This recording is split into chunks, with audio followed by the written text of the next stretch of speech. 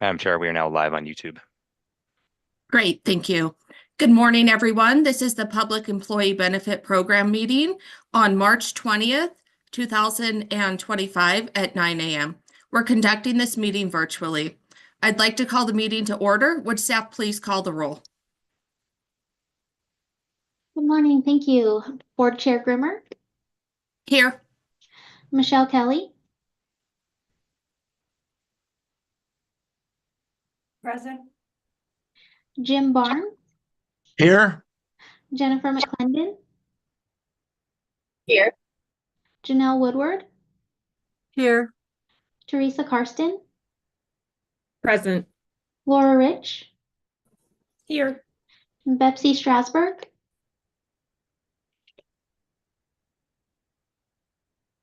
Okay, it appears Betsy is absent, but we do have a quorum. Please remember to state and spell your name before speaking for our transcriber. Okay, thank you. We will move on to agenda item number 2, public comment. Public comment will be taken during this agenda item. No action may be taken on any matter raised under this item unless the matter is included on a future agenda as an item on which action may be taken. Comments may be limited to 3 minutes per person at the discretion of the chairperson. Can you please put up the slide? Thank you. Yes, Madam Chair. I have the slide up and I'll make my announcement real quick. It looks we have 4 people in the lobby at the moment. Okay, perfect. Go ahead. If you would like to call in to provide public comment, please dial area code 669-900-6833. And then when prompted to provide your meeting ID, please enter 867-2016-1489 and then press pound. When prompted for the participant ID, please enter pound. During the Zoom meeting, joining the Zoom meeting as an attendee is for making public comment only. If you do not wish to make a public comment, please leave the Zoom meeting now so you're not accidentally called upon. Please feel free to watch it via the YouTube live stream on the PEB YouTube channel. The link for the live stream is located on the agenda.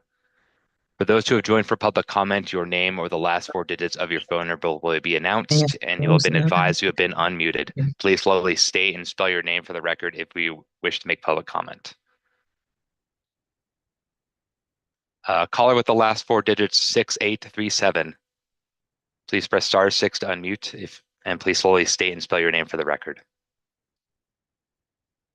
This is Kent Irvin, ERVIN, for the Nevada Faculty Alliance, the statewide association of professional employees at our public colleges and universities. Good morning, Chair Grimmer and members. The rate setting meeting at PEB is one of the most important of the year. Board members have a fiduciary duty to balance the benefits and costs of the plan design in setting rates. This year, for the first time since the pandemic, the meeting is not being held in person. The board packet includes just 2 rate options for the board to consider and no analysis whatsoever on the 2 scenarios. However, we support scenario 1, which appears to follow existing board policy on rate setting methodology. Scenario 2 arbitrarily raises employee premiums above the actuarial requirements. With no reasons presented to do so, that is simply punitive to our state employees participants. On the legislative bill review, NFA opposes AB 22 and SB 52 as introduced, which would alter the governance of PEB and reduce the authority of the board.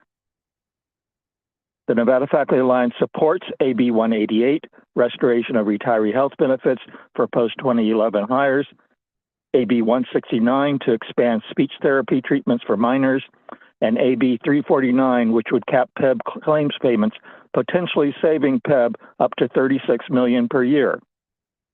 A full analysis of AB 349 by PEB is needed to determine the actual savings that could be realized. For AB 188 and AB 169, PEB's fiscal notes are highly exaggerated and should be reduced or withdrawn. Thank you. Thank you. Doug Unger, you have permission to speak. Please slowly state and spell your name for the record. Doug Unger, D-O-U-G, U-N-G-E-R, Acting President, UNLV Chapter, Nevada Faculty Alliance, and member of the UNLV Employee Benefits Advisory Committee. Thank you, Chair Grimmer, Executive Officer Glover, and the PEB Board for your service and consideration. March is rate setting month, and this year, which feels ever more economically challenging everywhere, agenda item number 6 feels more important for how best to keep premiums low as possible for faculty and state employees. Reason: we'll all have a mandated 1.75% increase in PERS and defined contribution retirement deductions, which will reduce take-home pay. Looking at the possible scenario 1 versus scenario 2 of proposed rates for possible action next year, no rationale is provided by PEB for the executive officer and the PEB team to recommend the higher premiums in scenario number 2.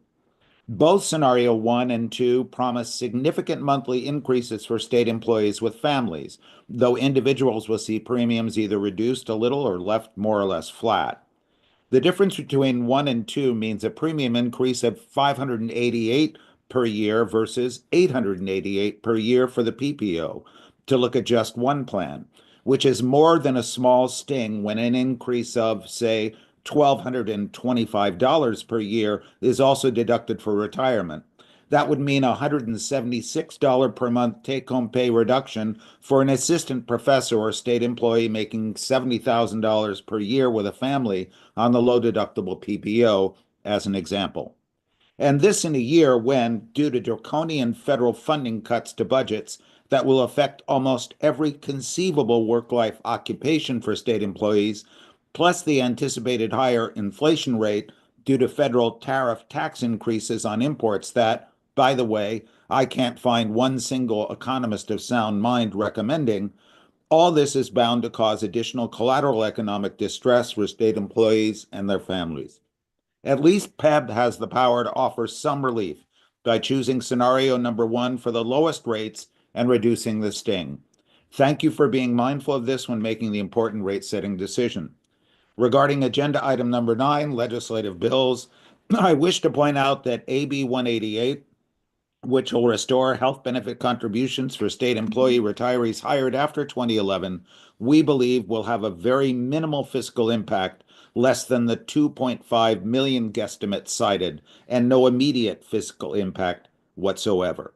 The fiscal note is really a hazarded guess added to a speculation about additional staff. AB 188 is the right thing to do, especially in these uncertain times. Thank you.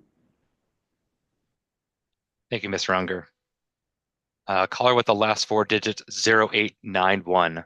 Please press *6 to unmute, and please slowly state and spell your name for the record.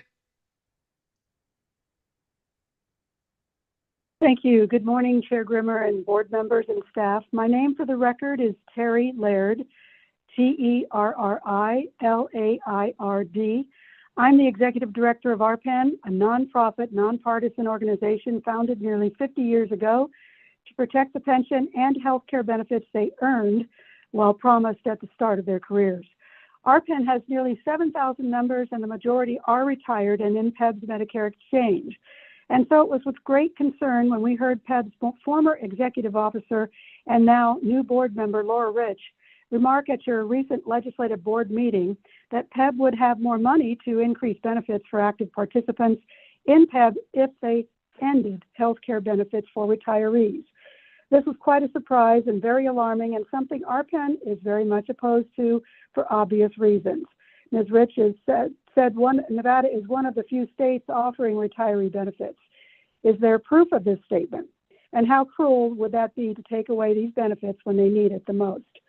In addition, RPEN is on the record being opposed to 2 bills PEB presented recently to the Nevada legislature, AB 22 and SB 32, for reasons already shared, and we remain anxious about the proposed Nevada Health Authority and await more information about the impacts on active and retired public employees. We do support AB 188, as mentioned also by previous callers, and I thank you for your time and statements. Thank you. Madam Chair, that concludes public comment. We have no one else in the lobby.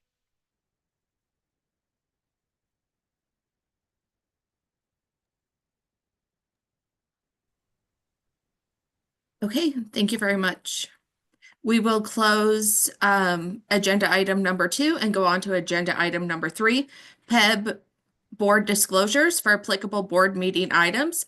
Deputy Attorney General Radhika Kanul. Thank you, Chair Gilmore. Good morning, everyone. My name is Radhika Kanal. For the record, this agenda item is to allow me to make a disclosure regarding conflicts of interest on behalf of the board members who are eligible for Public Employee Benefits Program. Pursuant to NRS 281A.420, on behalf of the board members who are eligible for the PEP benefits or whose families are eligible for PEP benefits, I offer this disclosure that they will be voting on those items that may affect the benefits available to them or their family members. The law does not require abstention from voting merely because the board member or their family member is eligible for PEP benefits. At this time, I invite any member of the board who has any additional disclosures to make it now. Thank you.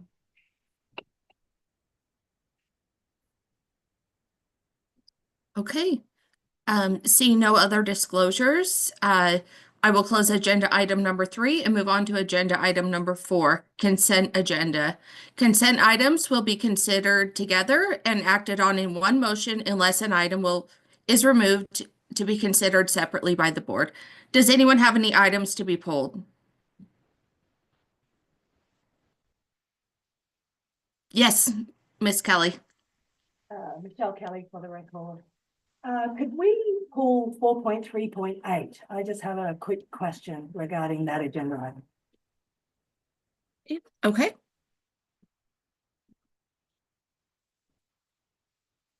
Okay, are there any others? Okay, seeing none, do I have a motion to approve everything but 1.3.8? 4.3.8. 4, I'm sorry. Okay. Sorry, I couldn't hear you. Okay, 4.3.8. Okay. Do I have a motion to approve everything but 4.3.8? Michelle Kelly, I make a motion to approve the consent agenda item except for item 4.3.8. Okay. Do I have a second? This is Jim Barnes. I second that motion. Okay. Any further discussion? Okay, seeing none, I'll call for the vote. All those in favor signify by saying aye. Aye. Aye. All those opposed? Okay, motion carries. Can we please have someone present on 4.3.8, please?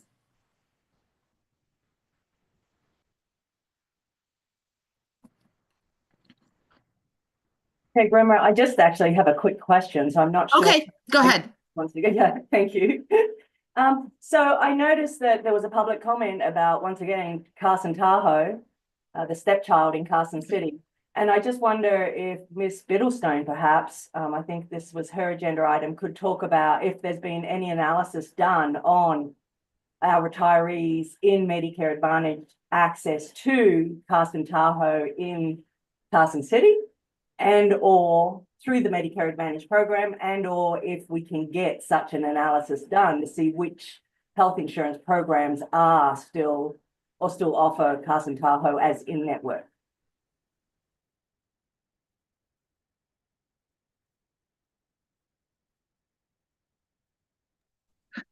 Sorry, Leslie Biddleston for the record. No, we have not conducted such an analysis at this point, but more than willing to do so. One thing that was conducted and presented at the last board meeting was a audit of a small percentage of claims that was presented by CTI at the last board meeting. And I can't remember, my apologies, off the top of my head, the results of that audit from the last board meeting. But we can do an analysis of who is who Carson Tahoe is accepting and have that ready for the next board meeting. Thank you. Ms. Rich. Thank you, Chair. I just wanted to point out that while I think that PEB has there's a great offer with the Medicare Exchange platform in terms of the customer service that is provided to our retirees, but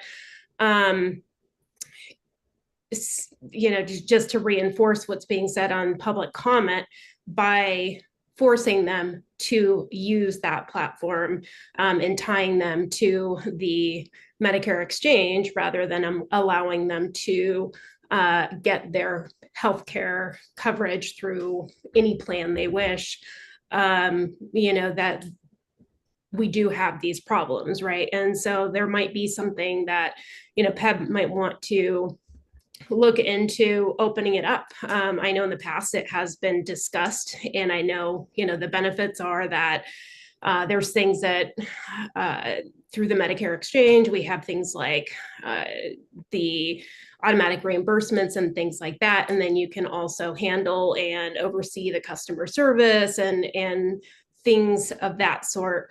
But on the flip side, you are completely,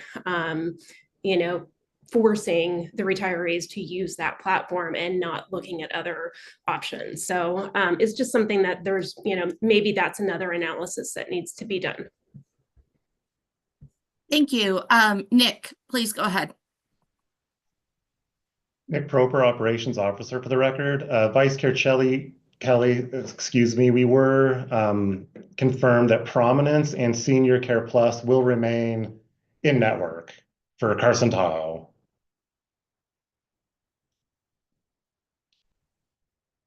Okay, thank you for that. Michelle, did you have go ahead? Yeah, thanks so much, Mr. Proper. I just wonder, is someone going to follow up with the Mr. Wagner, who made public comments saying he couldn't find any Advantage plans that were accepting Carson Tahoe anymore? It's just, if there are some, if there are insurances that he could select, if that facility is important to him, I think it would be great to let him know if we can. Thank you. Nick Proper, Operations Officer for the record. Yes, absolutely. We can have VIA do that and just confirm that, yes, there are some Medicare Advantage plans that will remain in network. Appreciate that. Thank you for that. Okay, anything else? Okay, seeing nothing, we will close this item and move on to, or I'm sorry, can we take a vote on agenda item 4.3.8? Do I have a motion? Michelle Kelly here. I'll make a motion to accept agenda item 4.3.8 as presented. Thank you. Laura, do I have a second? Thank you. Okay, any further discussion? Okay, seeing none, all those in favor signify by saying aye. Aye. Aye. Aye. All those opposed? Okay, motion passes. We will close agenda item number 4 and go on to agenda item number 5. Executive Officer Report, Celestina Glover, Executive Officer. Information and discussion only. Thank you. Good morning. This is Celestina Glover, Executive Officer for PEB. The Executive Officer Report just gives you a basic overview of what has been happening. Obviously, the staff and our vendor partners have been extremely busy with responding to fiscal notes for the many bills that are coming out. Seems like every 30 seconds we get another request. So far during this legislative session, PEB has presented their budget. That was done on February 14th.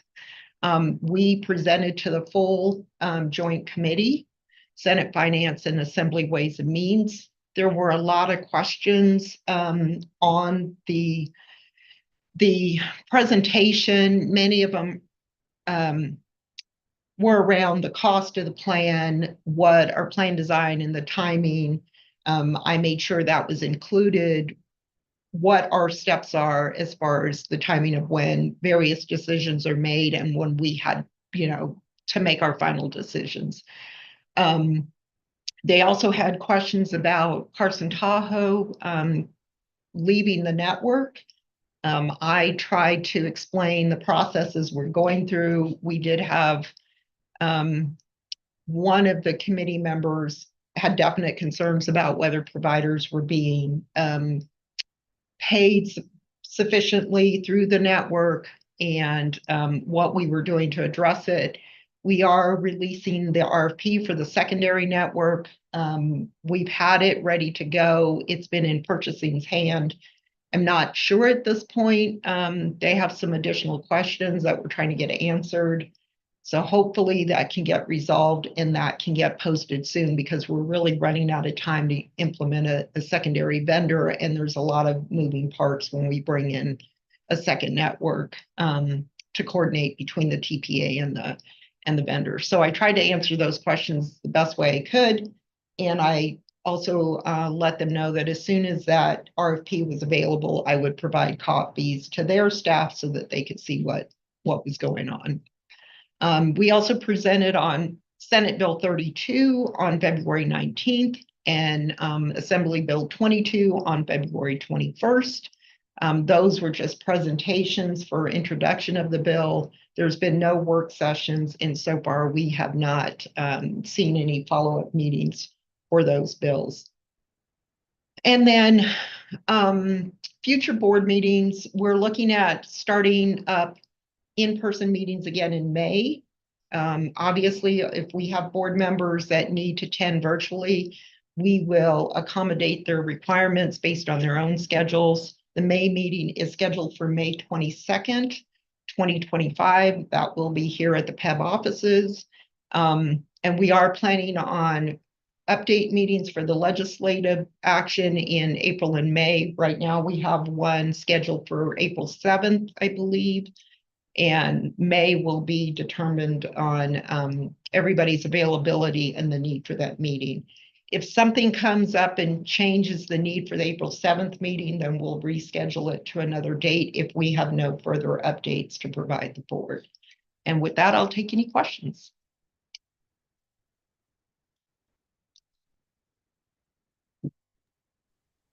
Are there any questions? Okay, seeing none, we will close this item and move on to agenda item number 6. Discussion and possible action to include approving plan year 2026 rates for state and non-state employees, retirees, and their dependents for the consumer-driven health plan, low deductible plan, exclusive provider organization plan, and health maintenance organization plan. Celestina Glover, Executive Officer for possible action. Please go ahead. Yes, again, this is Celestina Glover for the record. So we're going to take 6 and 6.1 together. I'm going to have Siegel do the trend presentation first, and then we'll go through the tables that were provided for potential rates, and then answer any questions the board has as we go along. And with that, I will turn it over to Richard Ward from Siegel. Thank you. All right, good morning. Richard Ward for the record. Sound check. Am I coming through okay? All right. Is it all right if I share the slides for that report? Yes, go ahead, Richard. Thank you. Just a second. Bring this up.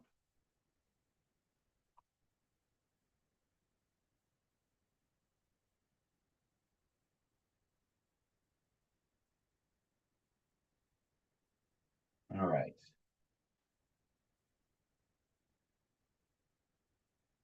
For those of you that may be following without visuals, that have the full board packet, there's about a 214-page differential between the pagination in our report and the full board packet. So I believe I'm on page 215 right now of the full board packet. So just to set the table here for what we're going to review, we're going to review historic plan costs and trends for PEB versus the industry, actual versus projected.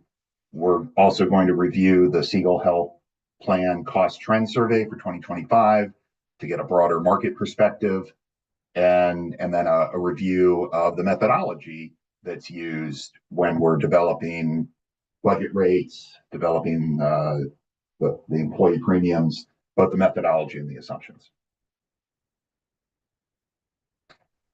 So for the summary here, this reviews medical, pharmacy, and dental. And we have here in the tables to the right, PEB compared to the industry. The top right table is the last 3 years of actual trends. Then we have the current plan year projected, and then we have projected for plan year 26.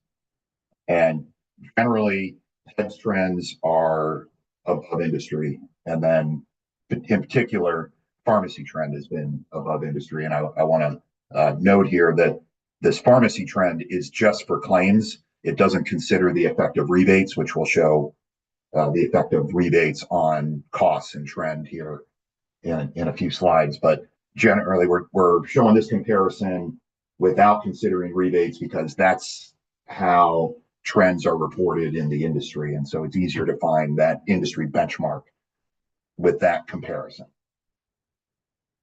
I will say that even though pharmacy trends have been very high the last couple of years, they are cooling off a little bit, which is I think which is favorable and a good thing for PEB, for the state, for PEB, and the members.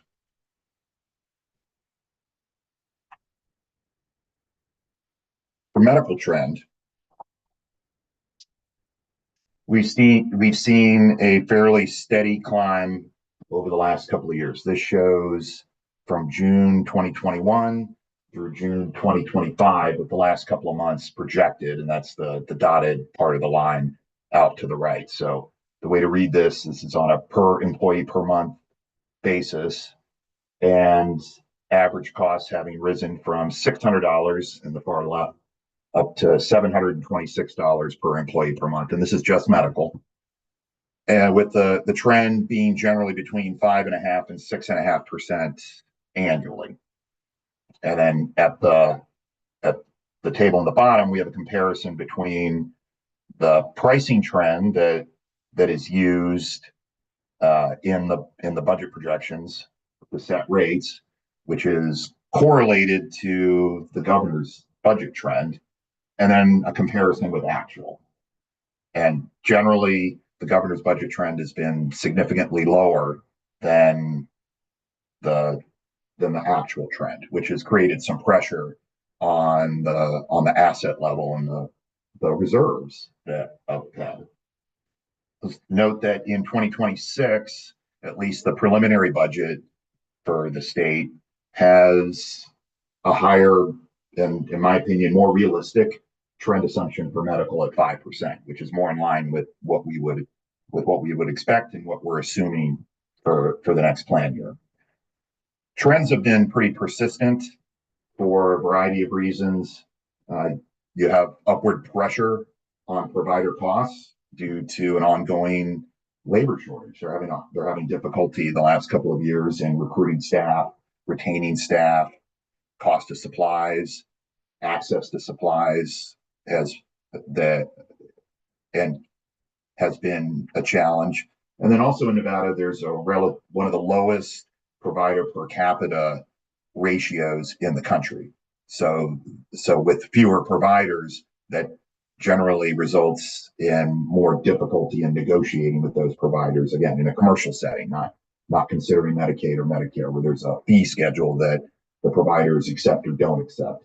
There's a negotiation between the provider and the network manager in the commercial market. So it takes both parties to agree to the terms. And as these provider contracts, network contracts, that generally have a 2 or 3 year term, as they've been coming up for renewal the last couple of years, there's been upward pressure from the providers, making it more challenging to manage those increases.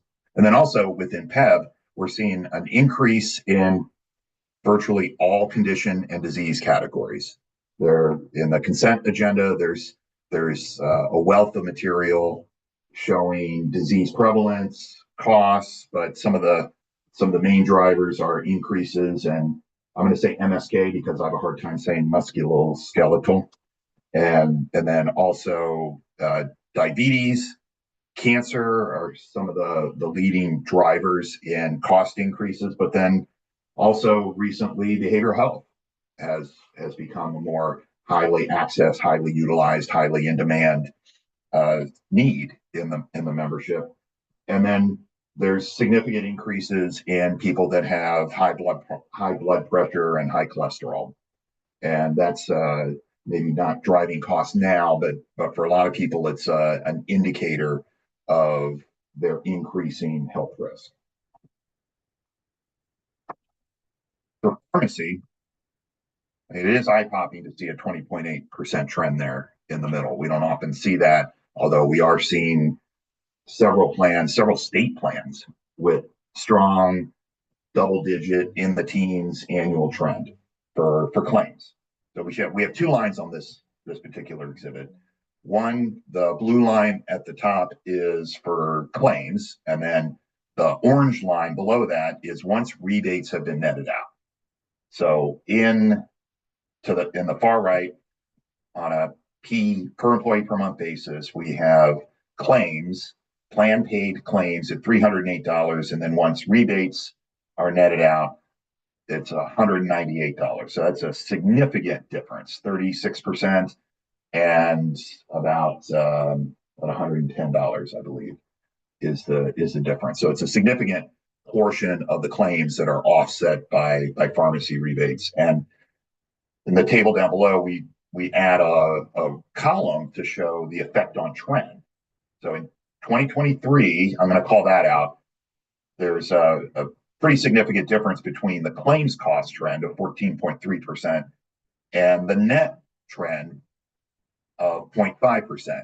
And that's due to having significantly renegotiated the rebate terms with Express Scripts for the 2023 plan year. And so as the rebates increase significantly, that offset almost all of the trend increase for that year. But then since then, we've had essentially trend increases in the rebate guarantees. So a little bit stronger than trends by about 2%. You can see it's about a 2% difference there, 20.8 versus 18.8 and 15.5 versus about 14. So 1.5 to 2%. Another highlight here, another call out, is the governor's budget trend compared to the pricing trend that's been assumed to set rates. Historically, it's been very low, 3.67, 4%, excuse me. And that has been significantly lower than the actual trend. And so for 2026, the preliminary governor's budget uses, I would say, a more realistic trend assumption of 15%, which is more in line with the experience that we're seeing with the plan and what we're assuming when it comes to setting budget rates. Okay, dental, you see there's a significant increase from 23 to 24, but that is due to a benefit change where there was an increase in the annual benefit limit. And so that has not been normalized or netted out here. This is just strictly the plan paid costs. So that increase led to that increase in benefit, or that benefit enhancement led to about a 12% increase in costs. I will note, though, that the dollar amounts here are pretty small, so that 12% increase is $6 on a per employee per month basis. And that's once you blend dental in with medical and drug, you're looking at dental being about 5% of the total cost. So, and trends generally for dental benefits are more modest, more in the 2 to 3% range, which, except for that 1 year, is generally what we've been seeing with that and what we expect to see going forward.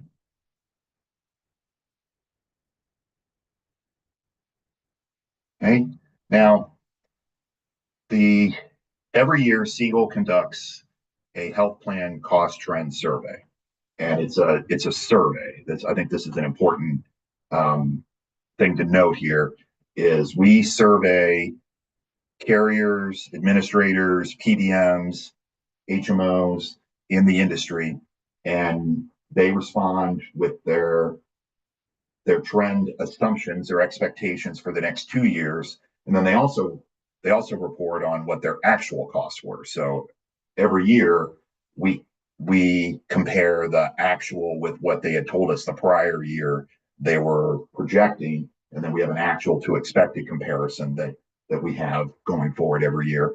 And then we also have their expectations going forward. And so what the report provides is the industry's expectation. It's a synthesis of all of those organizations' trend assumptions. It's not Siegel's trend assumption, although it does provide guidance for recommendations that we provide clients or what we think is going to happen in the industry. I think that's maybe a fine point, but an important one. And we get responses from pretty much everybody. Over 70 national and regional insurance carriers, administrators, and PBMs. And historically, we might have reported that as 200 entities, but that was when we considered, all the Blue Crosses to be separate. All the Delta Dentals are separate by state also, and now it's just, we consider Blue Cross as one and Delta Dental as one. So and that represents about 80% of the market.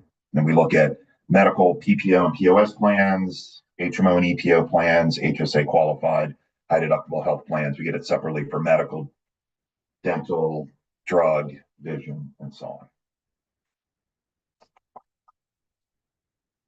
It shows the actual trends in the industry for medical, drug, and dental.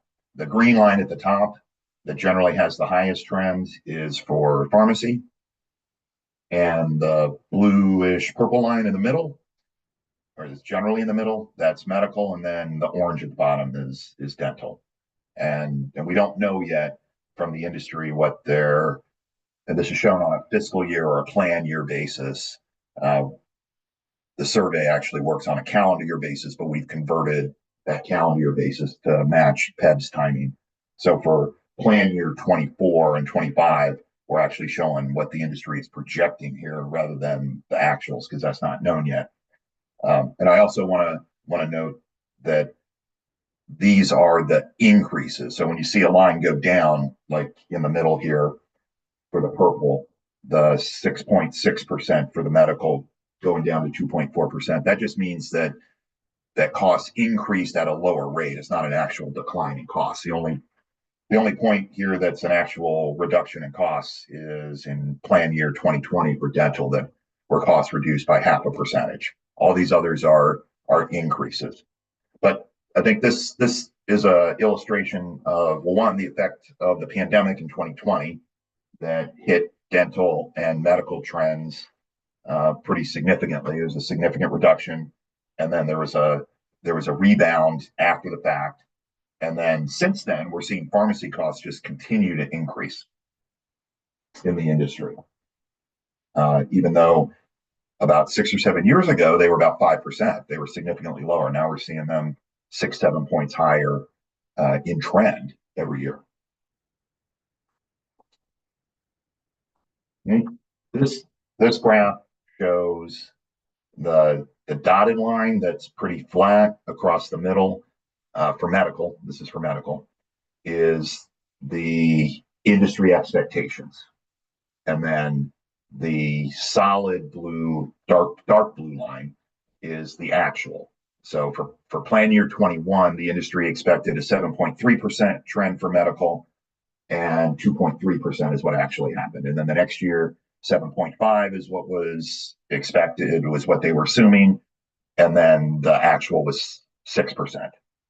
And then the light blue line is PEB. And you see for a couple of years, the PEB trend was fairly volatile. Now, plan year 21 is coming out of I don't know if it's coming out of the pandemic, but it's the years immediately after the very first year of the pandemic. And so there's some volatility here. I think 21 with the 14.9% is a bounce back. And then because you have a very high year as the baseline for the following year, things are fairly flat. And then And then you have trend becoming more normal over the last couple of years, 6.5, 5.5, and then now we're projecting 6.8 for the current plan year, 25. So generally, at least for right now, we're expecting trends to be a little bit low than what the industry is expecting. And for pharmacy, we have the dotted line is the expected, the dark line is the actual, and the industry assumptions have been lagging what's actually been happening. So the industry has been a little more optimistic than what has actually been happening. So like right now, for plan year 23, the most recent year that we have experienced, industry was expecting 9.1%, and the actual industry increases in pharmacy claims costs was 12%. Then that light blue line is PEB, and for the most recent couple of years, PEB is exceeding industry trends on a claims basis, but then the purple line that's just below that, that's what we're expecting, or what has happened and what we're expecting once rebates are considered. So you can see the beneficial impact of rebates on not just costs, but also on trends. Trends are a little bit lower once we consider rebates. And then we can see here for dental, PEB's trend has been pretty volatile, mostly because of that benefit change, and then also coming out of the pandemic. And then also for dental, the industry's assumptions have been lagging actual trend increases over the last couple of years.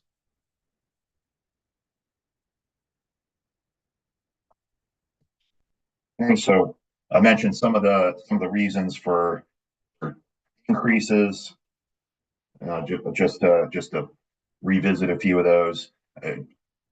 I think nationally, we have new treatments, therapies, and technologies that are generally high cost, that enable us to treat conditions that were previously untreatable. And so while that is a great thing on a personal level and for the patients and for us as a society, it does come with costs. We have another state client that recently had a $13 million claimant. And so we're starting to see more of these high cost claimants that they're infrequent, but they're occurring more often, but they're challenging to budget for it, because you're not going to predict a $13 million claim. That's not something that we're expecting at this point. Also, provider price increases. I mentioned that providers have financial challenges that are affecting how they're approaching negotiations with commercial payers, that in a way that's different than it was 5-6 years ago. And then also I mentioned earlier Medicare and Medicaid. Medicare and Medicaid have a fixed fee schedule, and providers either accept it or they don't. And those fee schedules, the increases in those fee schedules have been lower than in the commercial market. And also there's an increasing Medicare and Medicaid population. So if you think about it from a provider standpoint, that provider may be seeing Medicaid patients, maybe seeing Medicare patients, and also seeing commercial patients, or patients that are covered through commercial insurance. And as the Medicare and Medicaid, their income associated with providing care for Medicare and Medicaid is not increasing at the rate that their costs are increasing, and also maybe they're seeing more patients on that fixed fee schedule, it's creating more pressure on the commercial component of their business as a provider. And so we're feeling that with really all commercial plans, including PEB. Just an overview here of the pricing methodology and how we go about it. So we look at historic claims and enrollments. We take 24 months of PEB claims and enrollment. We develop per capita costs for medical, pharmacy, and dental, And then we also look at the effect of programs. So the effect of rebates, for example. Also, if there's any capitation fees that are included with the claims, and the effect of any savings program. So the Save on SP pharmacy coupon management program that comes with a benefit and a savings. So we consider all that. And then we trend it forward to, in this case, plan year 26, using the assumptions that mentioned earlier, 5% for medical and so on. If there are any plan changes, we consider those. We make an adjustment for those, and really we make an adjustment for everything that would be different from the experience period to the projection period. There's all might be differences in demographics. We might look at we have an ongoing migration from the CDH plan and the EPO and the HMO to the low deductible PPO. So we're accounting for all that stuff.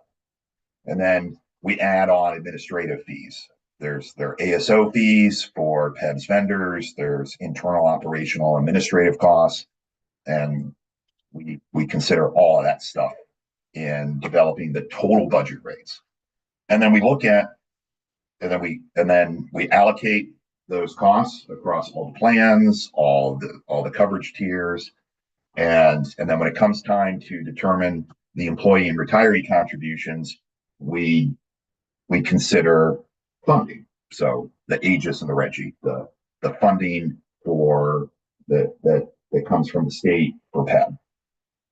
And we're seeing, we've just reviewed here for the last little while, significant and ongoing increases in claims costs. And that the last couple of years, that has contributed to PEB reserves being spent down. And so the funding and the revenue that's going to come in from the state is important in determining what the net differential is for the employees and the retirees to pay.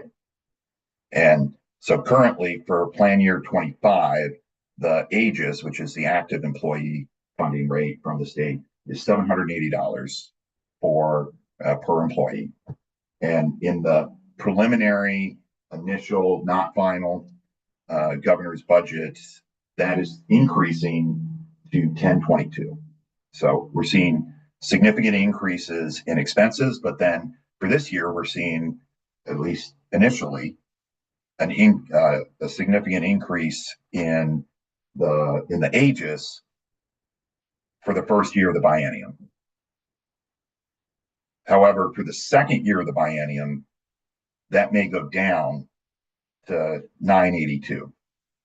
And the effect that reduction would have on employee premiums could be significant.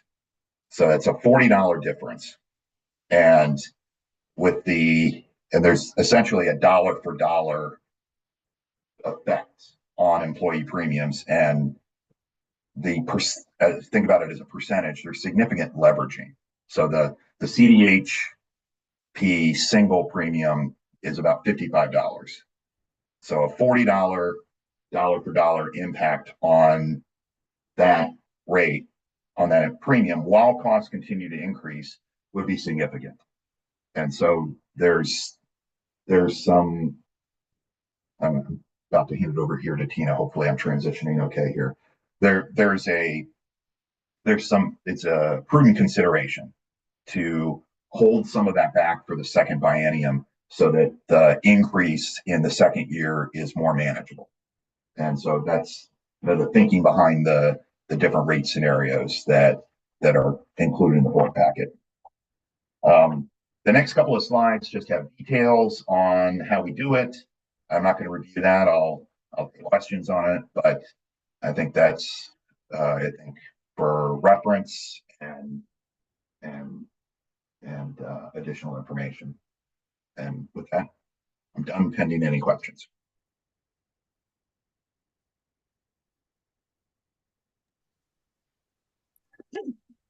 Yes, Ms. Kelly.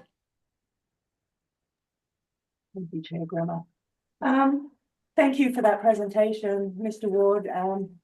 Very thorough. I just have a couple of questions. I know RX obviously isn't the largest part of our coverage pie, if you will, but it's given the trend, it's going to get there eventually, right? It feels like it. And I was doing some reading. Yay for Michelle. And I was reading that, like, especially in the specialty drug area, which is of course what's driving our trend, that one of the big changes that's driving the trend is how pharmaceutical companies are pricing these drugs, where they used to kind of work out how much it cost them to make, for the research and the, product development and then build in a profit margin and then set a price. It's my understanding that now they're setting the price based on lifetime therapeutic value, which many of these drugs are one and done. And so instead of just pricing them at $5 million, they're kind of doing this pseudo calculation of, well, if you had to take a drug every month for your entire life, it would cost you this much. And so that's where we're going to price this drug. And what I was reading said that no one had successfully pushed back on that model of pricing, and except for perhaps Medicaid, but they won't release the data because it's kind of confidential. Can you talk a little bit about that and Siegel's experience in kind of that specialty area and the pricing? It's a very frustrating situation. So the increases in drug costs, primarily with specialty, but also with non-specialty. There's some very high cost non-specialty medications as well. But specialty is generally, let's say, half of the pharmacy costs, trending up towards 60% or more. And it's a very small portion of the actual scripts. So these are very high dollar medications, and the drug manufacturers are setting prices, in my opinion, at what they can get away with. If they make a drug, if there's a drug that exists, it's the only drug that exists to treat a specific condition, and it has a significant effect on quality of life or is perhaps even life-saving, then they have correctly read or assumed that they have the leverage, and they are pushing that leverage, and it has resulted in new very high cost medications and for current medications to have significantly high trends. And you mentioned that it becoming a significant portion of the cost. Generally right now we're seeing pharmacy costs between 20 and 30% of the total medical and pharmacy spend. I remember not that long ago, maybe I'm aging myself here, it was between 5 and 10%. And so that's just the force of significantly higher trends over a 10, 15-year period. And one other comment that I have is that there's a lot of medical drug spend that is included in the medical numbers. So that would be inpatient infusion, cancer treatment, treatments and medications that are provided in a medical setting or in a provider's office setting. When you take those costs with pharmacy costs, which I might just further refine as being outpatient pharmacy. So if you take the inpatient pharmacy, the medical pharmacy, and the outpatient pharmacy and put it together, for a lot of our clients, that is the largest main category of spend. It's larger than inpatient facility, it's larger than outpatient facility, it's larger than professional. And it used to be, and that is hidden a little bit because it's split between the two categories. And so is very concerning. I'm not sure if I'm answering your question or just agreeing with you, but it is very concerning. just a quick follow-up, because I know Ms. Rich has got her hand up. You know, I mean, I just, since we did strategic planning, I just can't get my head around the pharmacy. And I just, you know, you wonder about these pharmaceutical companies. They're single-handedly going to destroy the health insurance industry, because at some point, even as a group, we just aren't going to be able to afford to offset the prices that they're charging. I mean, it feels like we're already getting close to it. Our employees are, the majority of employees who don't actually use very much pharmacy are drowning under the cost of, as you said, kind of these infrequent but super expensive drugs. But as a pool, we're covering them. So I appreciate your response, but I just wonder, as an industry, how can employers in health insurance and the consultants, what can we do to start? I don't know, what can we do? You know, because it feels like, as you said, they're charging whatever they feel like, and then if an insurance policy doesn't cover it, we're heartless. You know, I mean, because that's how it's made out. You know, it's the insurer and the employer who is failing, as opposed to pricing a drug at, you know, $15 million for one shot. Anyway, thank you. Thank you. Ms. Rich? Thank you, Laura Rich, for the record. Yeah, Ms. Kelly, you asked the bazillion-dollar question, so I appreciate that. My question, Richard, is specifically on the pharmacy trend. Your presentation points out that PEB is well above industry standard. Can you explain why that is? Do we just have, is utilization up quite a bit? Is it that, you know, PEB has some, you know, handful of high cost claimants that are, you know, those anomalies, you know, that they have a diagnosis that requires really, really expensive drugs, whether it's a one-shot drug or a lifetime therapeutic drug. Can you explain what is putting us above the industry standard? It's primarily due to the overall increase in, well, I guess, increase in health risk. So I mentioned this mostly primarily in conjunction with the medical, but the increase in people with diabetes, the increase in cancer incidences, as well as the cost associated with those treatments. Also the increase in MSK that comes with or results in people having more medications for anti-inflammatories, so for Humira and such. That it's really just across the board. It's not like every year. So hemoglobins or hemophiliacs, excuse me. Hemophiliacs care for those patients are extremely high, extremely expensive. It's not like each year there's a new instance of a hemophiliac that is being a high cost claimant that on its own is driving costs. It's really kind of across the board.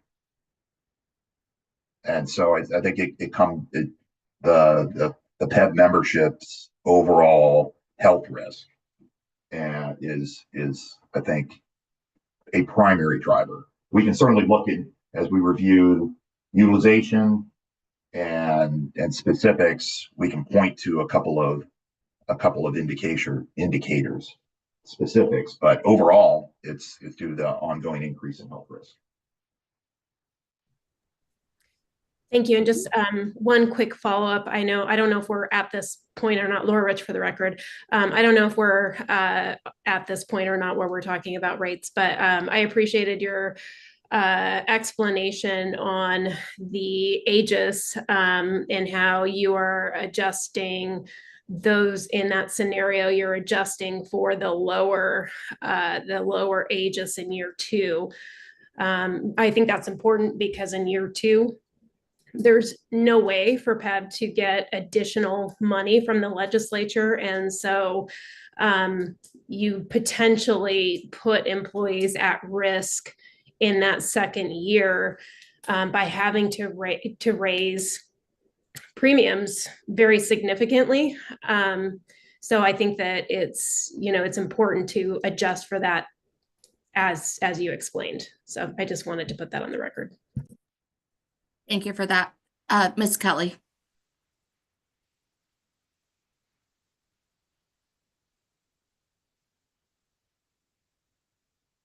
You're on mute. I've got a bit of a, so firstly, I wonder, I'm not sure who this question is for, but, when decades ago, when I worked in private practice, we had stop loss insurance, and, it was more to protect us from, at that time, the cost drivers, of course, were preemie twins who ended up having to stay in hospital for months. It seems like now we're on the hook for a pharmacy. So I wonder if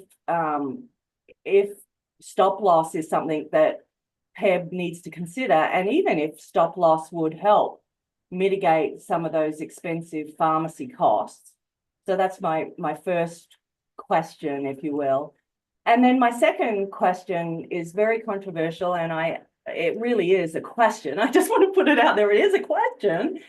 At what point, is it worth doing an analysis on separating pharmacy from medical? I know it doesn't, anyway, I'm just going to leave it there. At what point do we have to actually consider that pharmacy is such a big bucket item, and people have so many different needs when it comes to that pharmacy, that we actually do have to price it and people select the pharmacy program they need? As I say, controversial, but I just wanted to put it out there. I can comment on both of those if that's okay. Okay, Richard Ward for the record. For stop loss, generally speaking, over the long term for a plan like PEB, it is far better to self-insure that risk. And the reason for that is that the best time to have stop loss is in the 1 year that you have a spike in claims and you get a reimbursement, you get coverage for that unexpected incidents, and then you terminate the policy. Because if you don't do that, and it's not whether it's your current carrier or another carrier, you're going to pay that back, and with successively higher premiums. And loss ratios for stop loss policies are 50, 60, 70%. So because the experience is very volatile, you're just looking at the catastrophic tail end of the experience. So it can be really volatile if you're looking at, say, an individual deductible at $1 million. The number of $1 million claimants that you're going to have in a given year, it could be 2 1 year, it could be 5 the next year, and that variation from 2 to 5 in isolation is really significant. So stop loss policies are developed with a very fat margin and retention for that purpose, and so it's just better over time to reserve appropriately, and PEB generally is reserved appropriately to absorb those occasional spikes, but with an ongoing steady increase, that's more of a funding perspective, more of a funding consideration, in my opinion. And then for separating medical and drug, we do have a couple of clients that have considered that and that do it, but it results in a little more exposure to selection from the membership, or anti-selection, depending on what perspective you're viewing this. So members generally choose the plan that suits them the best, which is often, so it's in their best interest, and then that is generally not in the best interest of the plan. And so if we add that kind of choice, someone that has high drug costs may choose a lower benefit medical plan with a richer pharmacy plan, which is great for them, but it might create financial challenges for PEB as the plan. But that's a policy consideration for PEB to consider. And there's certainly pros and cons to that approach. Okay, thank you for that. Are there any other questions? Okay.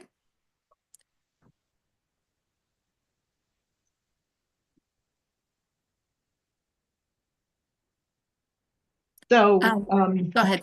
Okay. I'll go ahead with the Thank you. the rate tables. So Richard explained why we had the two scenarios. So scenario one may work if we know we could get additional funding in the second year, which you know, Member Rich and Mr. Ward explained isn't an option for PEB typically. Right now, the budget is set where the second year is at a lower AGIS rate. And that could cause some major spikes if we see increases in our plans like we have over the last couple of years. So for myself, I did some back of the napkin math. The way we funded the plan for 2025, we used 91% for a single person on the CDHP. That's where we got the $651.32 for the employer contribution portion, and then carried that to the other plans. If we use that same percentage and just continued the way we have been, we would have a employer contribution of $773.72.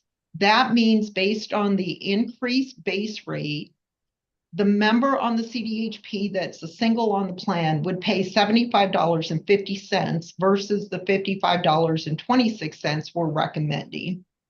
So that is significantly higher. You're talking a $20 a month bump essentially. If you look at your board packet on the last page of the rate tables, it shows you what the rates should have been for 2026. So, or for 2025, a single person on the CDHP would have paid $63.56, but we opted to mitigate that increase using catastrophic reserves. So we artificially lowered the rate when our experience shows we needed that rate to be 63. Now we brought in additional funding through RX rebates and additional employer contribution, which did help us. But right now we will be going to IFC on April 3rd, asking for $33 million to bump up our claims category, because that is the shortfall we're projecting for now to the end of the year. Last year, so for plan year 2024, that was 10 million. And in plan year 2023, that was also 10 million. We're not going down, we are going up. It is costing us more to run this plan. The other thing we have to take into consideration is not just the employer contribution that is going to be lower in the second year. We have a lot of bills out there that could require PEB to cover more benefits, reduce prior authorization, include benefits we don't currently include, change how we apply RX rebates to the plan.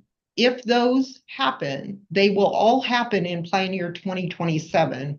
So not only will we have a lower AGIS rate, we will also have potentially an increase to our base rate, which means sticker shock for year 2 will be significant. Unless there's some I don't know, miracle, for lack of a better word, that is going to cause our rates to go down, I don't see how we're going to survive that. In addition, we've been tapping into IBNR and catastrophic reserves to keep the plan afloat. That is our stop loss insurance. And we are having to build that back up. So the amount we actually need is higher than we're asking for.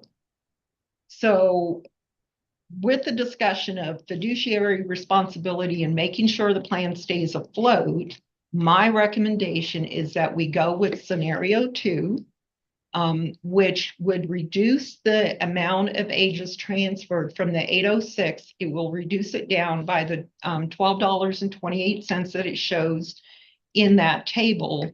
So that subsidy would be somewhere in the neighborhood of 700 and I think it's 775 or something. So to try to hopefully offset, if we have a good experience here, that's great, but the cost is already high. So I am just trying to be conservative in my thought process, and that is why we've gone to scenario 2. And that, with that, I'll take any additional questions.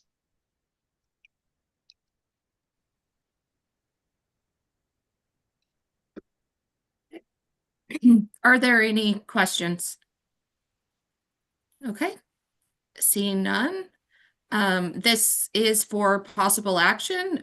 Do we have a motion to approve? Oh, go ahead, Michelle.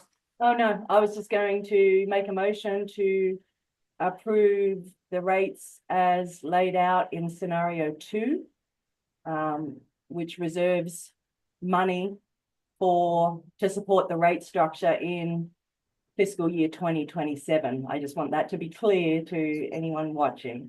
So yes, my motion is to approve staff's recommendation, scenario number 2. Thank you. Do we have a second? Laura Rachel, second. Thank you. Any further discussion? Okay, seeing none, all those in favor signify by saying aye. Aye. All those opposed? Okay, motion passed. Oh, sorry. Jim, did you vote on opposed? Yes, I'm voting against that. Okay. Okay. Did the court reporter get that? Yes, I did. Thank you. Okay. Okay, motion still passes.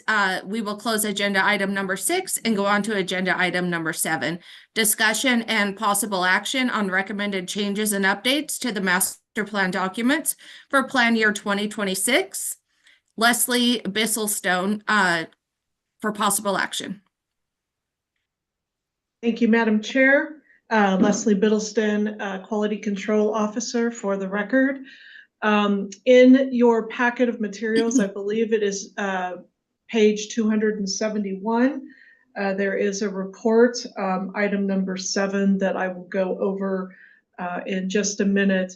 I do want to premise this agenda item with talking about the major challenge of MPDs, and that is keeping the MPDs up to date.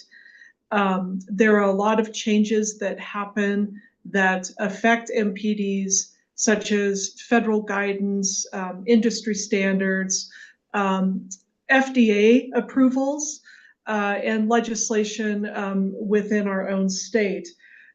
So all of these things affect MPDs, and we find that we play catch up a lot. So, I mean, our goal is to be as proactive as we can and have MPDs that are as up to date as possible. One of the things that we will be updating after this meeting, of course, is the rates that go along with the services, because we just approved the rates just a minute ago. So keep that in mind as I move through the report provided, and I am going to share my screen, maybe, somehow. Is that it?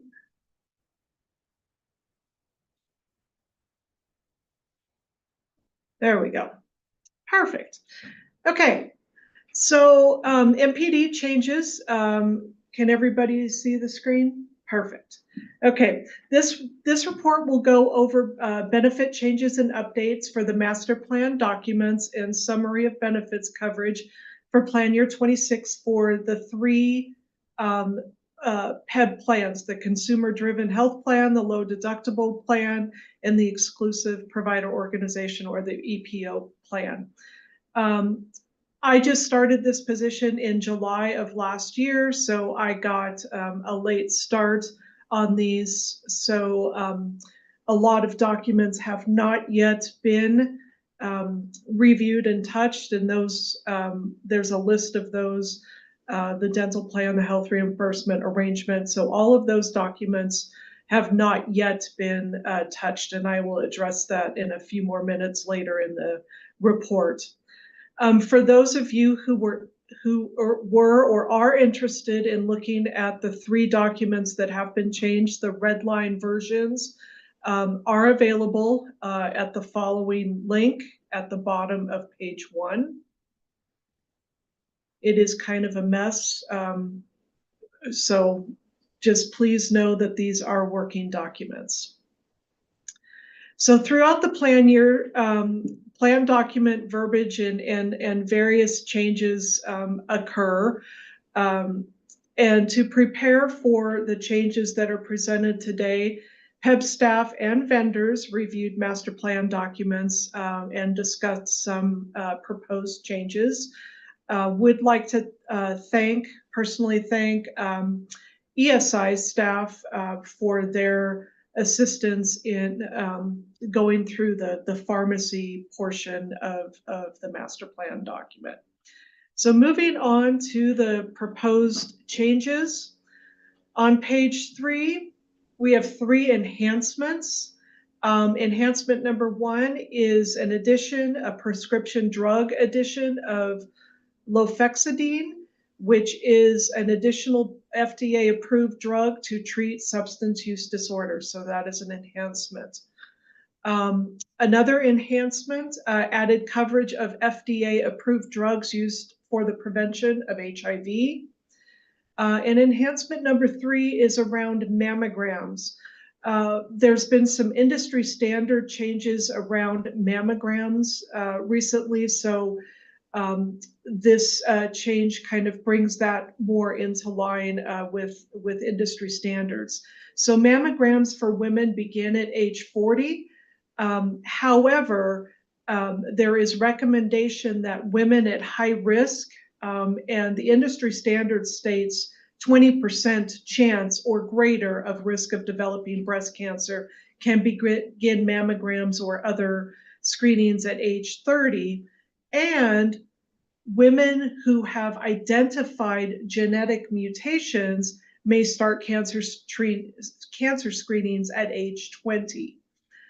Industry standard also recommends that men at high risk or with genetic mutations present may receive breast cancer screenings, including mammograms or other diagnostic testing. So that is an enhancement which lowers the age and also outlines the fact that women at high risk can receive mammograms much younger, and men can receive mammograms as well, or other screenings.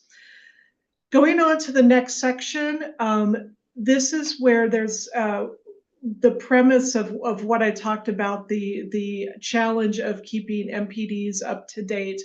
The next section is clarification. These are things that the plan has already been covering, but the master plan documents didn't keep up with the fact that the plan was covering these things.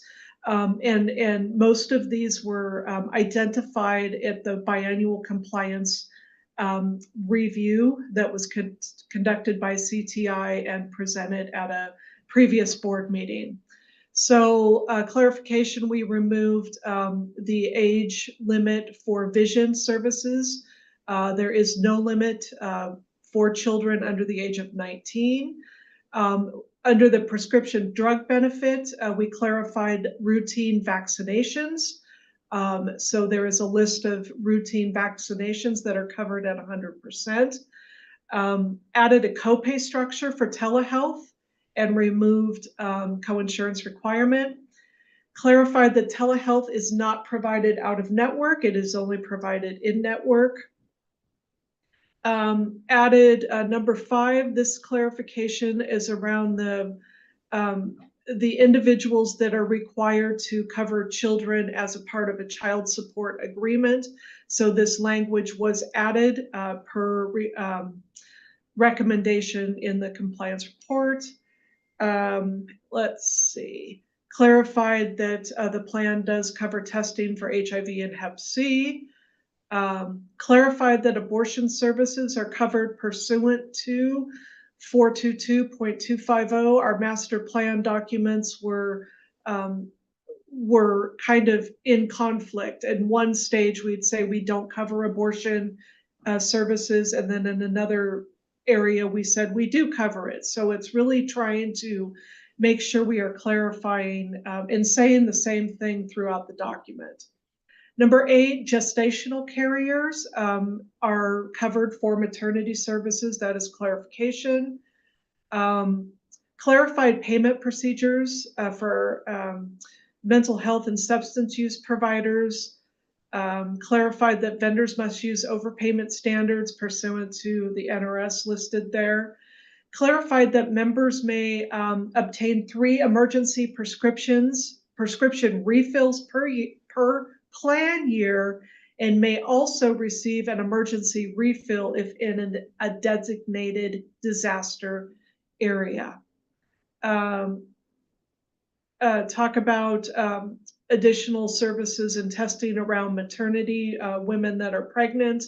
There is a whole list of testing requirements for pregnant women that include STDs, syphilis, gonorrhea, HIV, Hep C, a lot of those things. So as I stated, the plan was covering that. We just wanted to outline that in the MPD.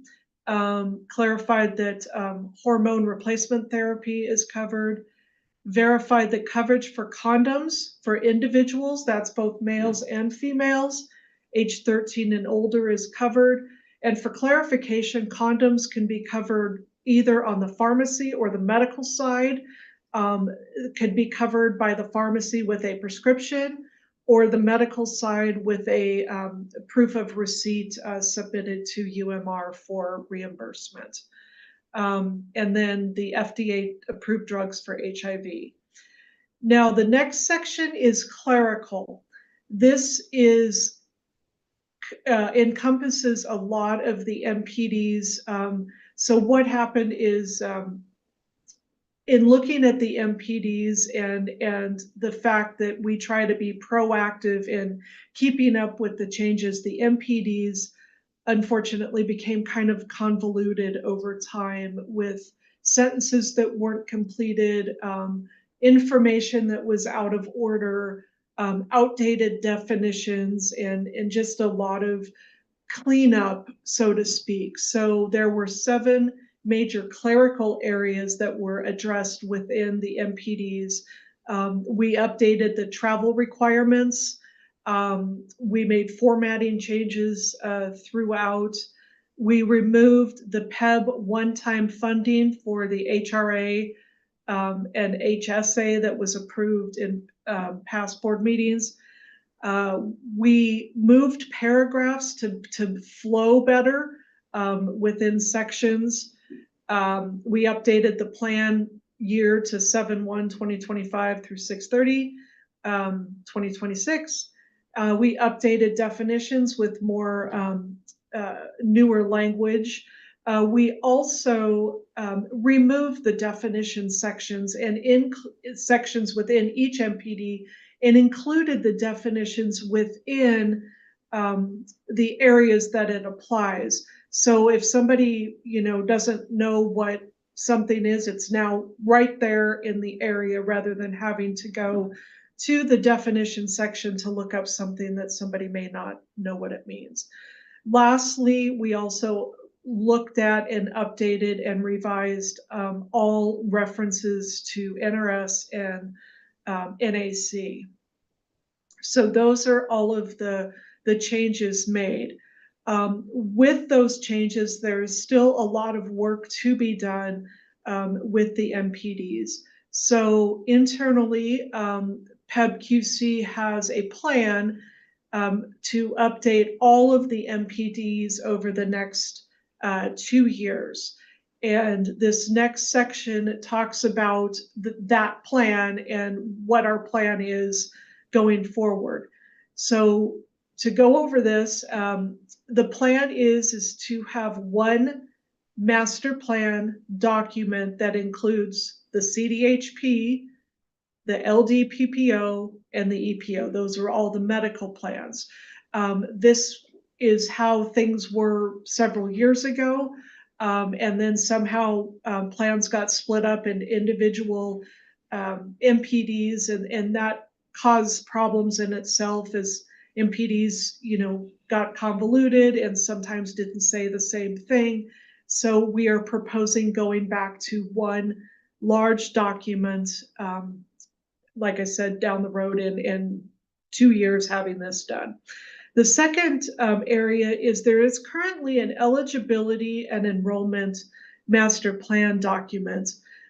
This document is more internal and more has processes for internal staff. So the proposal is to remove the enrollment and eligibility master plan document and have an eligibility and enrollment policy. There will no longer be a public-facing document for enrollment and eligibility. However, there will still be information that the public needs to know in other documents. The qualifying life events guide and the benefit guide, both of those provide all of the information that the public needs to know about their eligibility for PEB plans. The policy and the document as it stands today is more for eligibility staff internally, which is why we are moving to a policy. The next one is there are 2 wrap documents, one for actives and one for retirees. We are going to consolidate and have one wrap document.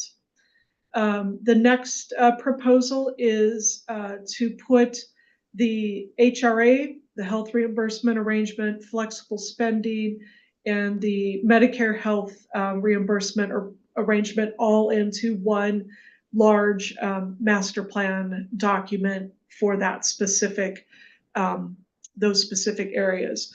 Lastly, the Section 125 master plan document, which is a requirement that unfortunately didn't really fit in any other documents, so that will remain its own document. Additional changes for this year, which will be made prior to open enrollment. We will have the 2025 benefit guide updated to the 2026 benefit guide.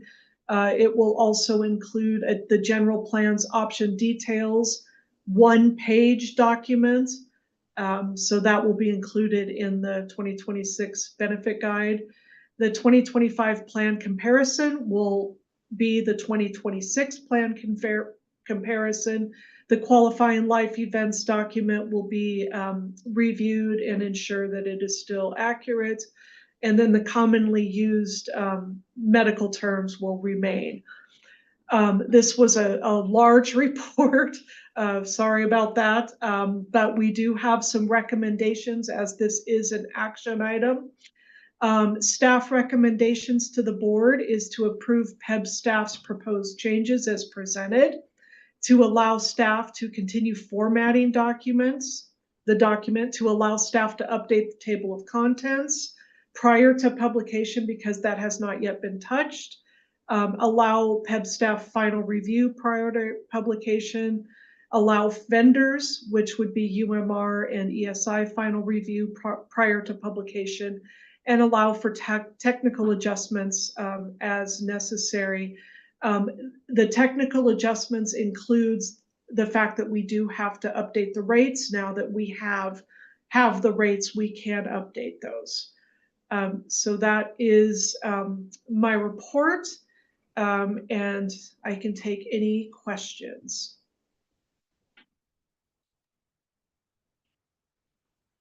Okay, thank you for that. Are there any questions? Okay, go ahead, Miss Kelly. Quick question. Firstly, thank you for all the work you've done, Ms. Biddlestone. This is looks like it's been a lot of work and time well spent. And your report is very thorough, and I appreciate that as well. I just have one question. You know, I know at NSHE we have obviously 8 institutions, and all of the institutions do open enrollment and assist employees with understanding their benefits, enrollment, eligibility, all of that kind of stuff.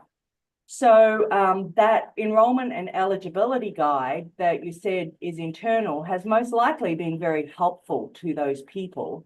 And I'm just wondering if you plan to send that out to, you know, all agency reps who support PEB, because I do think that, you know, if you utilize those people, they're incredibly helpful, and getting the information right the first time is always helpful as well. So that would be my question. Leslie Biddleston, for the record, that is an excellent idea that I had not thought about, sending that out to agency representatives, because they do play a big role in educating staff, and you know, they're the ones that report all new hires to PEB, so PEB can get them enrolled and all of that. Another thing I do want to say is, even though something may be an internal policy, does not mean that it is a secret document. We, you know, are willing to share any document upon request if it is something that is not publicly facing. So if a member or somebody wants the eligibility and enrollment policy, we will be more than happy to send them a copy. But I agree that it would be a really great idea to send that out to agency representatives when it is completed. So. Thank you for that. Go ahead, Ms. Rich. Laura Rich, for the record, I just wanted to commend Leslie on the work that she's doing. I think that everything that was proposed, great ideas, especially bringing those MPDs all into one document. I think that's going to be super helpful for members as well as staff every single year. That is a lot of work for staff to do and go through, and there's, you know, there's so many documents and not enough hands and eyes to go through all those and time. So consolidating that is a great idea. So I just wanted to commend her on that. Thank you for that. Are there any other questions or discussion? Okay. Seeing none, or Laura, did you have another item? I'm sorry. Okay, just making sure. Seeing no others, do we have a motion to approve this item? I'll move to approve the item. Laura Rich. Thank you. Thank you. Do we have a second? I'll second it. Thank you. Any further discussion? Okay, seeing none, all those in favor signify by saying aye. Aye. Aye. Any opposed? Okay, seeing none, motion passes. We will close agenda item number 7 and move on to agenda item number 8. Discussion and possible action regarding the permanent appointment or recruitment of the PEB executive officer. Is there any discussion on this? Go ahead, Celestina. Okay, so this is Celestina Glover for the record. So we put this out there so the board can begin discussing how they want to approach recruitment and appointment of my replacement. I have not given notice yet. I have not met with PERS. I have not set a final date. So that information is still coming.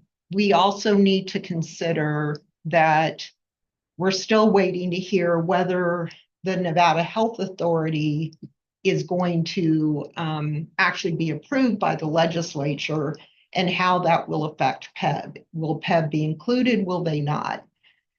If that happens and PEB is included, then you're likely recruiting for an administrator level position versus a director level position. And that may change who you get applying for the position. So something to keep in mind. Also may affect how you word the recruitment. And we don't know what that's going to look like until probably May.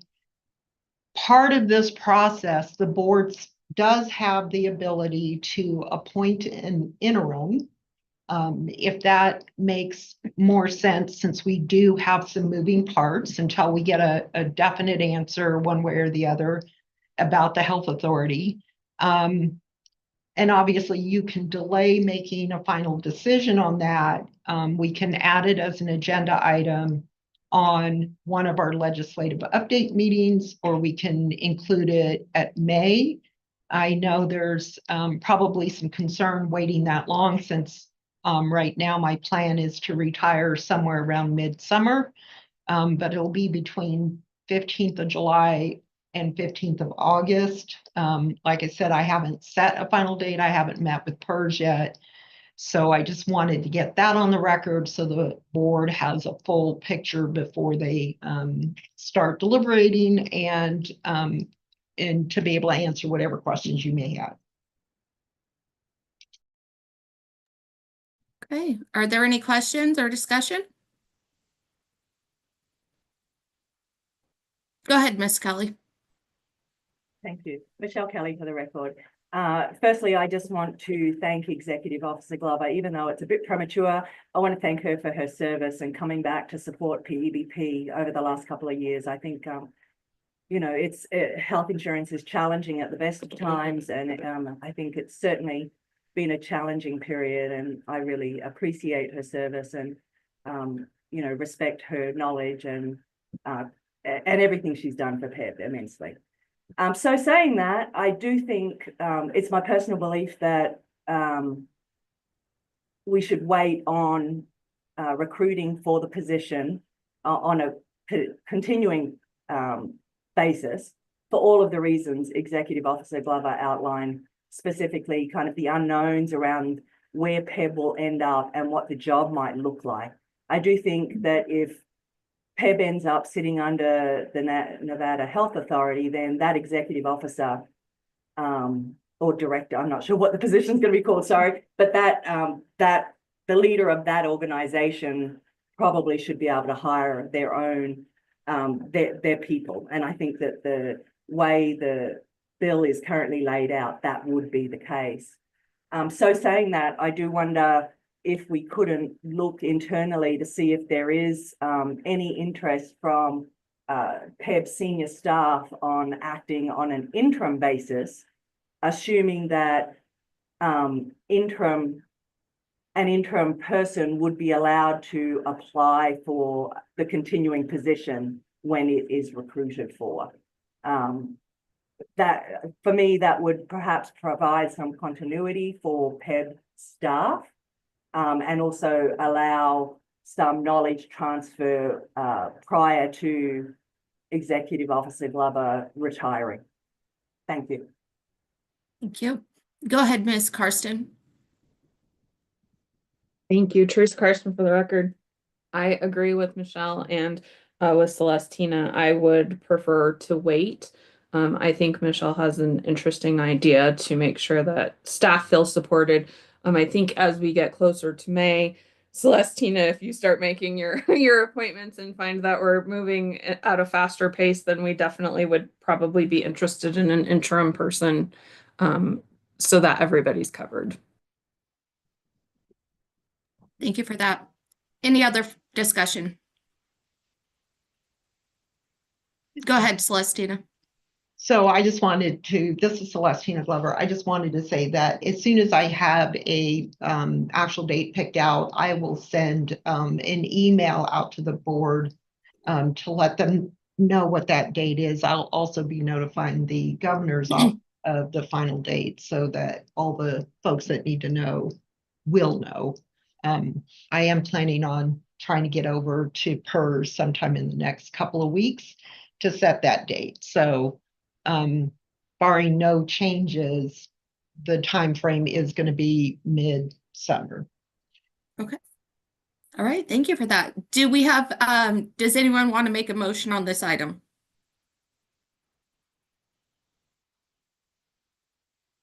Michelle Kelly for the record. I don't even know if it's a motion, but I think I wonder if the motion, let me formate this, I'm sorry. My mouth's got to catch up with my brain. Can we, my motion would be that we put together a request for interest from qualified PEB staff to explore any interest in an interim position, in holding an interim position. Perhaps it's a recruitment for the interim position, and have that brought back to the next meeting so that we can review it and potentially send it out to staff to see the level of interest in someone internal. That was really choppy. I don't know. Go ahead, legal counsel. Hi, this is Radhika Kanal for the record. That motion one is sounds complicated, but also more importantly, I am concerned that it may be deviating from the noticed agenda item. And I'm also concerned that if there are other complications with employment issues and maybe something that we have to first reach out to the employment or personnel division. I am not sure if that would comport with the noticed agenda item. Okay. Michelle Kelly for the record. I'll withdraw my motion and perhaps ask that that the chair reach out to HRM, I guess, and find out kind of what we can do, the parameters of what we can do, or what, because I think, yeah, that would be perhaps my request. I don't even know if just a request that we get more information on how to fill an interim position or a continuing position. Okay. Celestina. So this is Celestina Glover for the record. So based on just this recent back and forth, then maybe my suggestion would be that pending further information that you table this discussion and that we include it on a future board agenda. That might be the way to go, and that should meet the requirements of what the agenda item says, and then you can make a more definite decision and we can clarify that on that future agenda item so that we're doing things appropriately. Okay, thank you for that. Do we have a motion on this item? A different motion? So moved. Okay. Do we have a second to table this item? Let me clarify. For the record, Teresa Karsten, I'll second. Thank you. Okay, is anyone opposed? Okay, seeing none, all those in favor signify by saying aye. Aye. Aye. Aye. Aye. Any opposed? Okay, seeing none, motion passes. We will close agenda item number 8 and go to agenda item number 9, discussion and possible action regarding 2025 legislative bills that may impact the Public Employees Benefits Program, including the following: Assembly bills, Senate bills, bill draft requests. Ms. Glover? Thank you. This is Celestina Glover for the record. So the table that was included in the board packet includes the same bills that we had on there at our last legislative update, and it includes some additional bills. The ones I probably would like to bring your attention to would be AB 349. That is on, I believe, page 4 of the document. I don't know what page of the board packet. AB 349 revises some requirements around hospital and ambulatory surgical facility payments. The way the bill is written right now, it infers that PEB direct contracts, which we do not. We use a network vendor, so this is something we would need our network vendor to assist with and to comply with. That is why our fiscal note says cannot be determined. We didn't have the information, and we typically don't. We don't know what the various provider contracts say as far as their level of payments. The bill says the lesser of the billed amounts, the 2024 rates, which were in 2025, so I don't know that, facilities would be willing to go back to 2024 rates, or 175% of Medicare. At this stage, I don't know which hospitals may be getting 175%, 200%, 250%. I don't know who those are. So there was no way for us to calculate whether or not we would actually see a savings. My guess is we likely would, but what that savings would be, we don't know. Obviously, if it can lower rates for the program, we're all in, because our plan, is, as we've seen during the rate setting agenda item, our plan is increasing in cost over the years.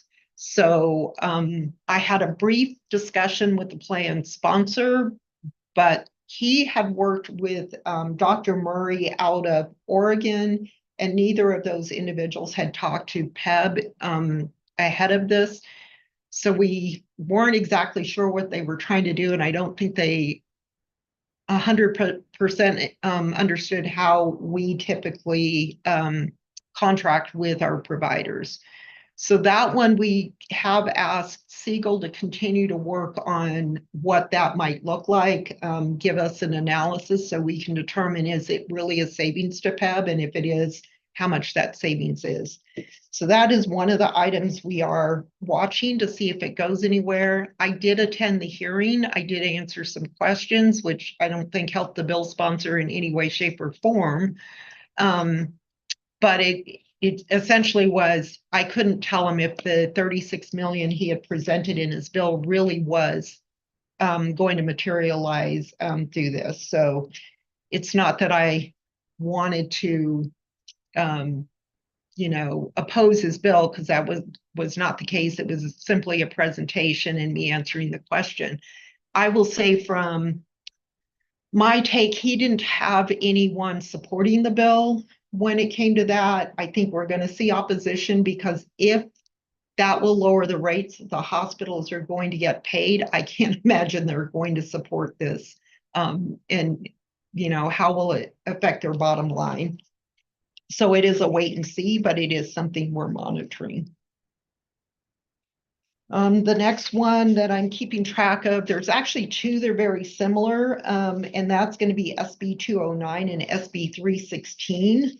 Both of those bills are related to how we apply the RX rebates to our plan.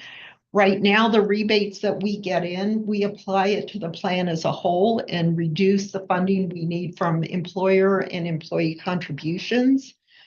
If either one of these bills are passed, that would require us apply it to the individual who actually has the prescription, which may benefit the individual from a plan perspective as far as paying for their drug. However, what will happen is, because we're losing those revenue streams, that will go into the expenditure side, which then would increase the rates across the board. And that increase in rates will be affected by employer premium or employer contribution, as well as employee premium. So ultimately, it could still end up costing those individuals that are trying to help just as much money as they pay now. It's just they're going to pay it through premium versus paying it through their co-pays or co-insurance. So we're not sure where that is going to end up going at this point, but those are two that we're mostly concerned about. If you look at the fiscal note, you'll see we're talking about 21 to $23 million because the two bills have a couple of different provisions in them. And then that, doubles to about $46 million in future biennia, depending on, the drugs that are purchased, how the rebates come in, and those kinds of things. So we'll keep monitoring them. We'll see where it goes, and we will bring updates back to the board as they become available. And with that, I'll take any questions. Go ahead, Ms. Rich. Laura Rich for the record. I just have a question on AB 349. So Tina, you said that we don't know what we pay in that analysis.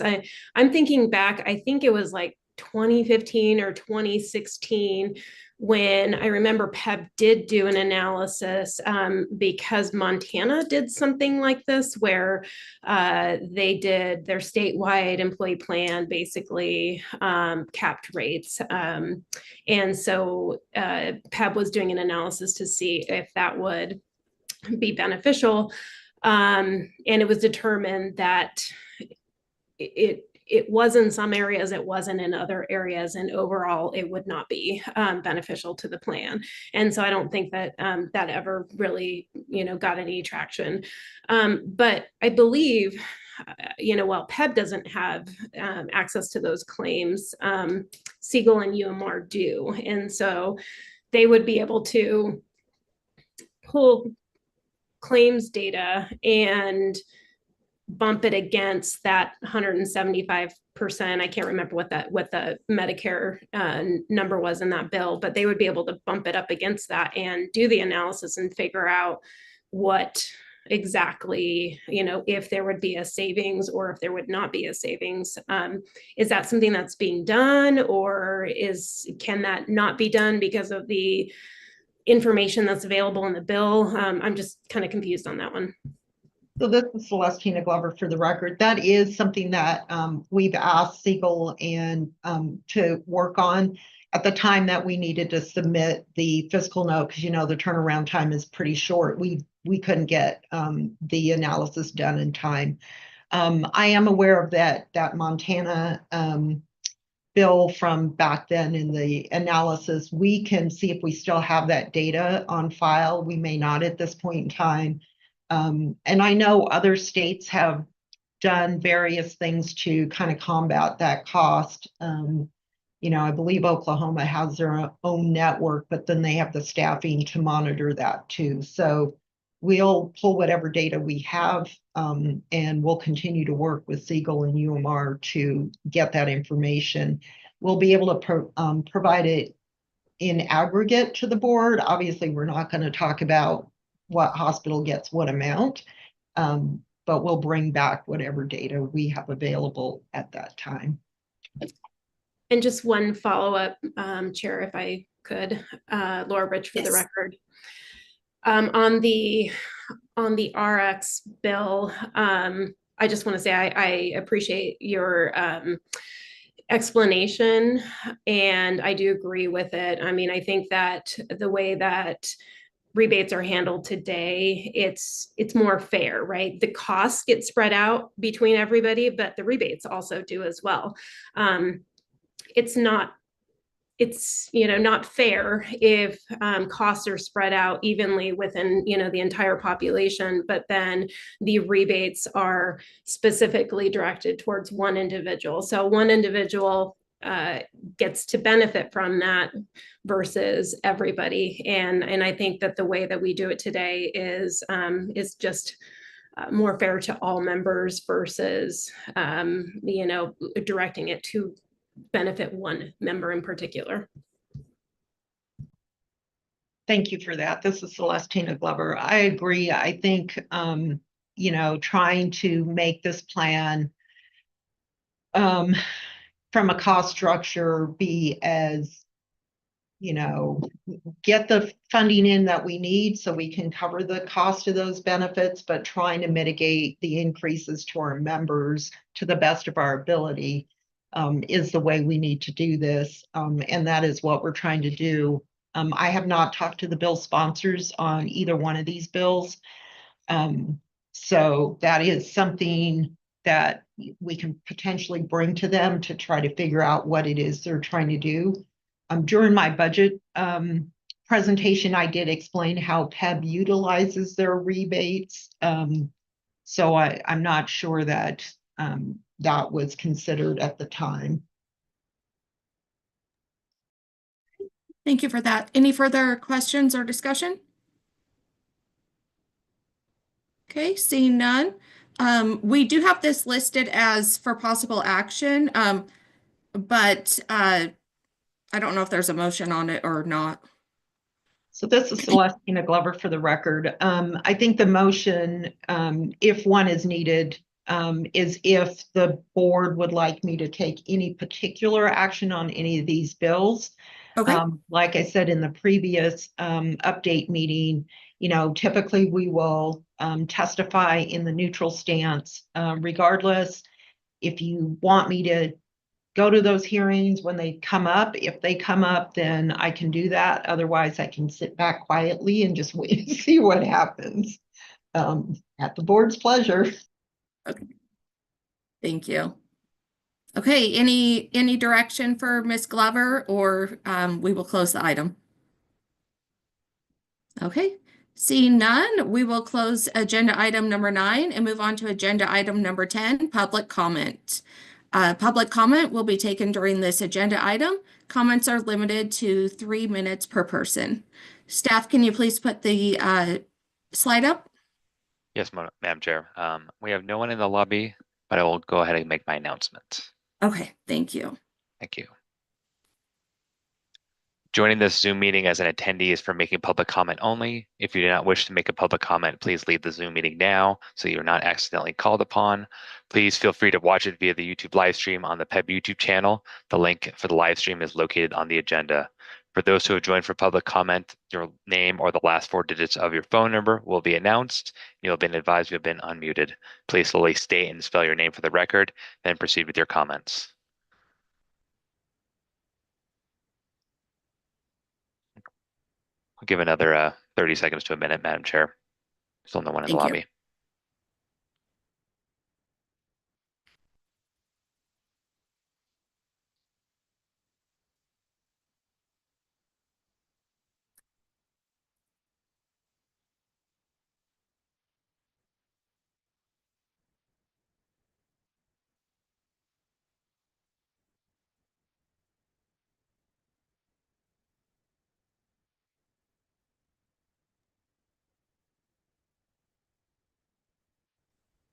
Madam Chair, we have no one in the lobby, so that concludes public comment. Thank you. Thank you. Okay, we will close agenda item number 10 and we will adjourn. Thank you for everyone's time.